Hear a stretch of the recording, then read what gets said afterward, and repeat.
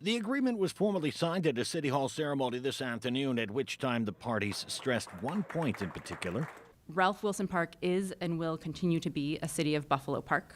Access to the park will continue to be free, and park users will access and use Ralph Wilson Park just as they do every other park. Under the deal, the city will still cut the grass and pick up the trash, but the Ralph Wilson Conservancy, which is funding the $100 million facelift, will operate and manage the park and maintain any facilities built there. The city is not paying the Conservancy for the management. It is in our agreement. A lot of reconstruction is set to start this summer.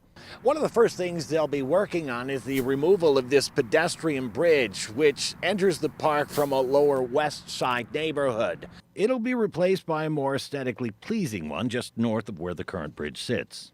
It's going to begin at 4th Street, at the 4th Street Park, and we're going to enhance that park with landscaping and a kaboom playground, so it'll be a great place to be, and that pedestrian bridge will be now the gateway, the entrance to the park, so you can walk in and see the waterfront views. The old pedestrian bridge, which we heard from the community is just it's not the safest, that will be demolished when the new bridge goes up. That part of the process was more complicated than you might think. Remember, it passes over the thruway, which had to be consulted, and railroad tracks, which means the railroad had to get involved.